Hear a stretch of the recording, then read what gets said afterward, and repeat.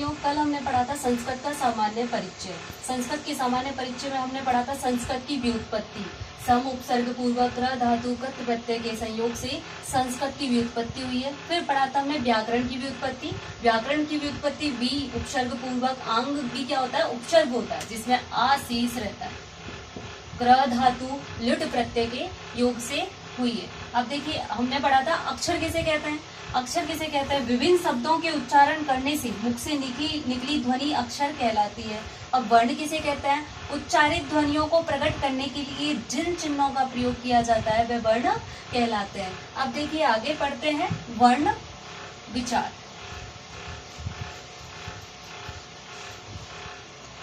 वर्ण विचार, देखिए वर्ण क्या है। वर्ण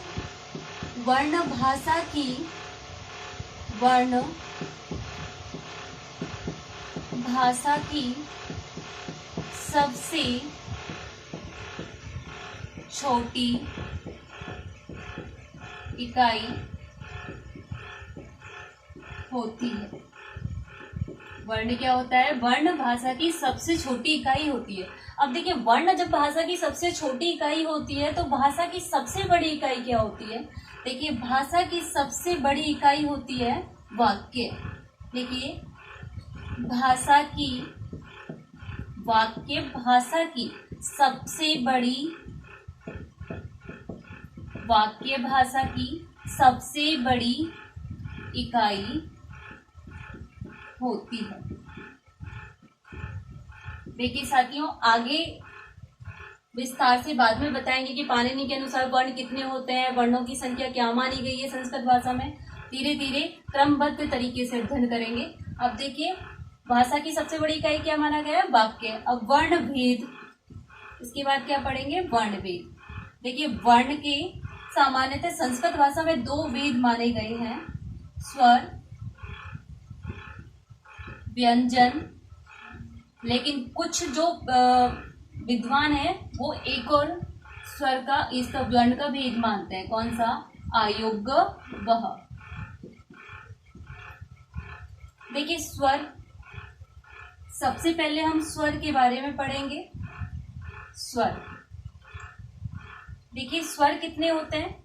मूल स्वर जो होते हैं वो 5 माने गए हैं। मूल स्वर कितने माने गए हैं, 5। वो कौन कौन से होते हैं, छोटा अ, छोटी ई, छोटा ऊ, छोटा री और लरी।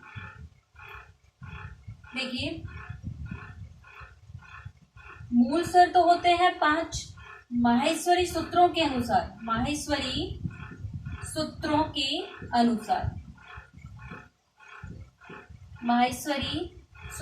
अनुसार, स्वरों की संख्या कितनी मानी गई है, 9। कितनी मानी गई है, 9। और वो 9 स्वर कौन कौन से होते हैं, इधर लिख देते हैं। अ, ई, उ, ऋषि, लरी, ए, ऐ, ओ, औ। इसका माहेश्वरी सूत्रों में क्रम के अनुसार लिखेंगे, ओ और ए, ओ, ऐ, औ। देखिए, माहेश्वरी सूत्रों में 9 जो स्वर होते हैं वो होते हैं ए, ई, उ, ऋषि, लरी, ए, औ, ए, ऐ, औ। ठीक है। उसके बाद महर्षि पाणिनि ने स्वर कितने माने हैं, महर्षि पाणिनि के अनुसार स्वरों की संख्या, महर्षि पाणिनि के अनुसार स्वरों की संख्या कितनी मानी गई है, 21 या 22। कितनी मानी गई है, 21 या 22। देखिए, सामान्यतः जो संस्कृत में स्वरों की संख्या होती है, सामान्यतः संस्कृत में स्वरों की संख्या सामान्यतः संस्कृत में स्वरों की संख्या कितनी मानी गई है? 13। अब देखिए मूल स्वर जो कितने होते हैं, मूल स्वर कितने होते हैं? मूल स्वर होते हैं 5। माहेश्वरी सूत्रों के अनुसार स्वर कितने होते हैं?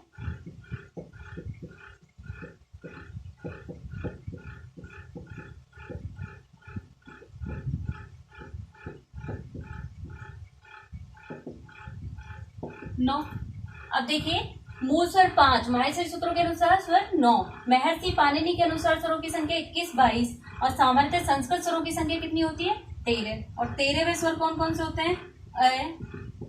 अ, आ, ई, उ, ऋषि, दीर्घ ऋषि, री, ए, आई, ओ, औ। देखिए आपने जाने 5 मूल स्वर कौन से होते हैं, माहेश्वरी सूत्रों के अनुसार 9 स्वर कौन कौन से होते हैं और सामान्यतः संस्कृत भाषा की स्वरों की संख्या कितनी होती है? 13। वो भी जाने आपने वो किस प्रकार से होता है। लेकिन महर्षि पाणिनि के अनुसार जो स्वरों की संख्या 21 और 22 होती है वो किस प्रकार से होती है? देखिए पाणिनि के अनुसार जो स्वरों की संख्या होती है, पाणिनि के अनुसार स्वरों की संख्या, पाणिनि के अनुसार स्वरों की संख्या कितनी होती है? 21 या 22। अब देखिए इसको पढ़ते हैं 21 और 22 वो किस प्रकार से होती है। देखिए ह्रस्व स्वर, ह्रस्व को क्या बोलते हैं? लघु भी बोलते हैं। दीर्घ स्वर,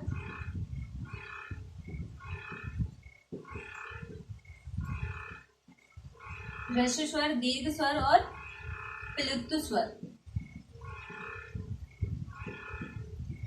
ह्रस्व स्वर कौन कौन से होते हैं? अ, ई, छोटा ऊ और छोटा री।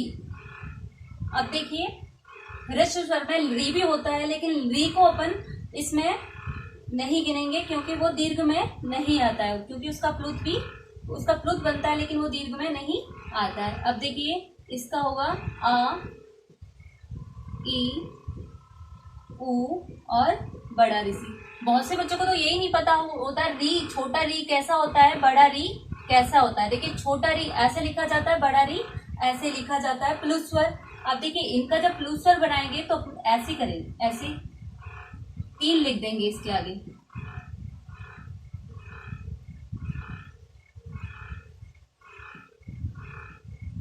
कितने हो गए ये? 12। अब देखिए ह्रस्व स्वर जो होता है लरी, क्या होता है? लरी। इसको भी हम प्लुत लिख सकते हैं। लरी के आगे क्या लगाएंगे? इस तरीके से। अब देखिए कुछ दीर्घ स्वर होते हैं जो संयुक्त स्वर भी कहलाते हैं। दीर्घ स्वर वो क्या कहलाते हैं? संयुक्त स्वर भी कहलाते हैं, संयुक्त स्वर। अब देखिए वो कौन कौन से होते हैं?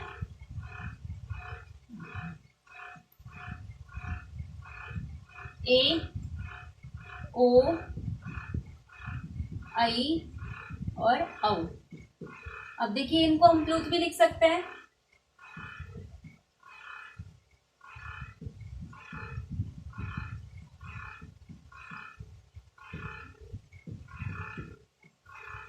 अब देखो अब इनको आप काउंट करो, ये कितने हो गए? 8। देखिए 12 और 2 कितने होते हैं? 14। 14 और 8 कितने होते हैं? 22। कितने होते हैं?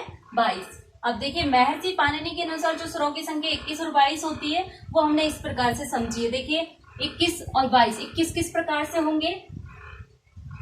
12, 1 और 8 कितने होते हैं? 21। 12, 2 और 8 कितने होते हैं? 22। इस प्रकार से आपकी महर्षि पाणिनि के अनुसार स्वरों की संख्या होती है। अब देखिए आगे पढ़ते हैं। ये तो हमने पढ़ा स्वर कितने होते हैं, मूल स्वर कितने होते हैं, मूल स्वर कितने होते हैं, माहेश्वरी सूत्रों के अनुसार स्वरों की संख्या कितनी होती है और महर्षि पाणिनि के अनुसार स्वरों की संख्या कितनी होती है, सामान्यतः संस्कृत भाषा में स्वरों की संख्या कितनी होती है। अब हम पढ़ेंगे स्वर के भेद। किसके बारे में पढ़ेंगे? स्वर के भेद, स्वर भेद। अब देखिए स्वर के भेद कितने होते हैं? स्वर के भेद होते हैं ह्रस्व स्वर, दीर्घ स्वर और प्लुत स्वर। देखिए अभी अभी हमने पढ़ा भी है कि मूल स्वर कितने होते हैं, दीर्घ स्वर कितने होते हैं, लेकिन हम इसको बहुत अच्छे से गहराई से अध्ययन करेंगे कि ह्रस्व स्वर कितने होते हैं। ह्रस्व स्वरों की संख्या कितनी होती है? 5 होती है। कितनी होती है? 5 होती है। वो किस प्रकार से होती है? अ, ई, छोटा ऊ, छोटा री और लरी। देखिए जो ह्रस्व स्वर होते हैं इनको हम लघु स्वर भी कहते हैं। कौन से स्वर कहते हैं? लघु स्वर भी कहते हैं। लघु स्वर भी कहते हैं और इनको हम एक मात्रिक स्वर भी कहते हैं। कौन से स्वर कहते हैं? एक मात्रिक स्वर भी कहते हैं। देखिए इन स्वर, ह्रस्व स्वर क्या है? इन स्वरों में क्या है? एक मात्रा का समय लगता है। देखिए इन सब में एक ही मात्रा लगी हुई है। अब देखिए दीर्घ स्वर, दीर्घ स्वर, दीर्घ स्वर 8 होते हैं। देखिए दीर्घ स्वरों की संख्या कितनी होती है? 8। इन्हें देखिए द्विमात्रिक स्वर कहते हैं। इन्हें कौन से स्वर कहते हैं? द्विमात्रिक स्वर कहते हैं।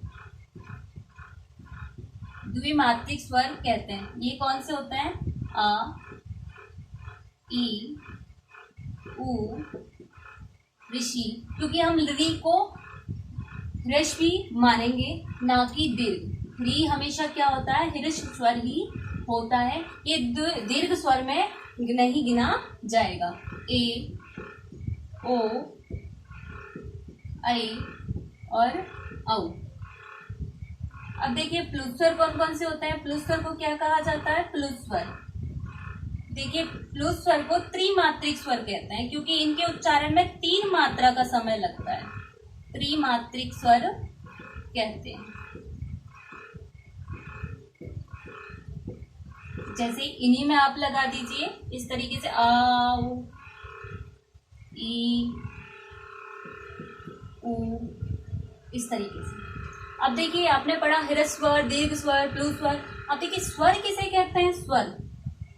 सबसे पहले हमें तो ये जानना चाहिए था कि स्वर किसे कहते हैं। स्वर, स्वर वे होते हैं जिनका उच्चारण बिना किसी सहायता के किया जाता है। देखिए स्वर किन्हें कहते हैं? जो स्वतंत्र होते हैं। स्वर क्या होते हैं? स्वर स्वतंत्र होते हैं।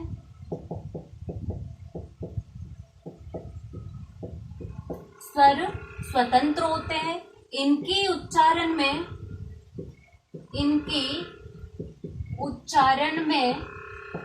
किसी अन्य वर्ण की सहायता नहीं ली जाती।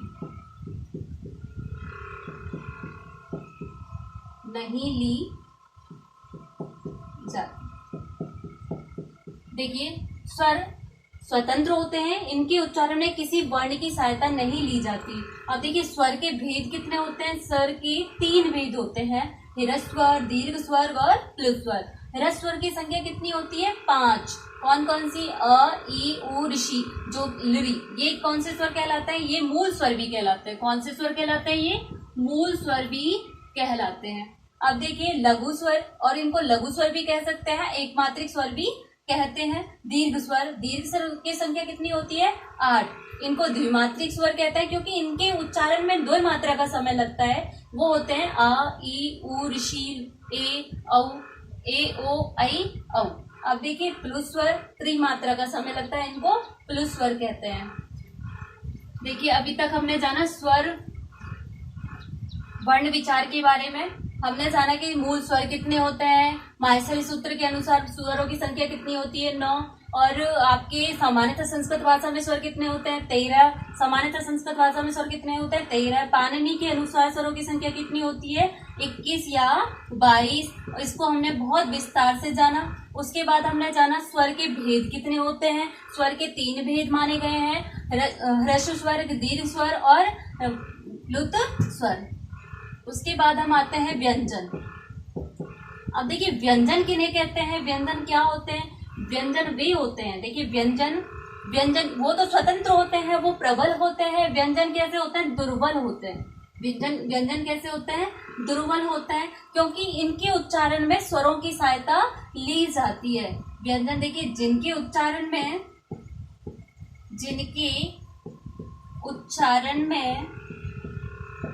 स्वरों की सहायता ली जाती है, या जिन वर्णों के उच्चारण में स्वरों की सहायता ली जाती है, वे वर्ण व्यंजन वर्ण कहलाते हैं। कौन से वर्ण कहलाते हैं? व्यंजन वर्ण कहलाते हैं। अब देखिए, स्वर के बारे में हमने जब पढ़ा था, स्वर स्वतंत्र होते हैं, इनके उच्चारण में किसी अन्य दूसरे वर्ण की सहायता नहीं ली जाती। और ये कैसे होते हैं? ये प्रबल होते हैं। स्वर कैसे होते हैं? प्रबल होते हैं। और व्यंजन कैसे होते हैं? दुर्बल होते हैं, क्योंकि इनके उच्चारणों में स्वर की सहायता ली जाती है, लेकिन स्वर के उच्चारण में किसी अन्य वर्ण की सहायता नहीं ली जाती। ये कैसे होते हैं? ये स्वतंत्र होते हैं। अब देखिए व्यंजन, अब पढ़ेंगे व्यंजन के भेद। देखिए व्यंजन के भेद होते हैं 3। कितने होते हैं? 3। व्यंजन के 3 भेद होते हैं: स्पर्श व्यंजन,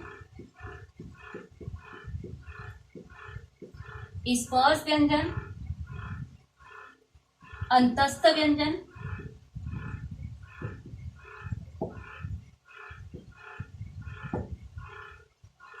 ऊष्म व्यंजन। अब देखिए, जिस प्रकार से हमने स्वर के बारे में जाना कि स्वर को अच्छे से हमने क्रमबद्ध तरीके से अध्ययन किया, उसी प्रकार से हम व्यंजन का भी अच्छे तरीके से बिल्कुल छोटे स्तर से पढ़ना स्टार्ट करेंगे कि स्पर्श व्यंजन कौन से होते हैं, अंतस्थ व्यंजन कौन से होते हैं, ऊष्म व्यंजन कौन से होते हैं। अब देखिए, सबसे पहले हम ये जानते हैं कि व्यंजन कितने होते हैं। देखिए व्यंजन कितने होते हैं? व्यंजन के भेद तो ये होते हैं, लेकिन व्यंजन कितने माने गए हैं? व्यंजन संस्कृत भाषा में 33 माने गए हैं। कितने माने गए हैं? 33 व्यंजन वर्ण संस्कृत भाषा में कितने माने गए हैं? 33 व्यंजन वर्ण माने गए। अब देखिए, माहेश्वरी सूत्रों के अनुसार वर्ण कितने होते हैं? माहेश्वरी सूत्रों के अनुसार जो वर्ण माने गए हैं, माहेश्वरी सूत्रों के अनुसार जो वर्ण माने गए हैं, जो वर्ण है वो कितने हैं? 42 यानी कि 42। उसके बाद देखिए, महर्षि पाणिनि ने जो वर्ण माने हैं, महर्षि पाणिनि ने जो वर्णों की संख्या मानी है, वो कितनी मानी है? 62 या 63। अब देखिए, हम इसको बहुत विस्तार से और बिल्कुल क्रमबद्ध तरीके से पढ़ेंगे। स्पर्श व्यंजन कौन से होते हैं, अंतस्थ व्यंजन कौन से होते हैं, ऊष्म व्यंजन कौन से होते हैं, फिर 33 व्यंजन कौन कौन से होते हैं, फिर 42 व्यंजनों में क्या है, और फिर 62 और 63 व्यंजन किस प्रकार से कंप्लीट होते हैं। अब देखिए, अब पढ़ते हैं हम स्पर्श व्यंजन का भेद। फर्स्ट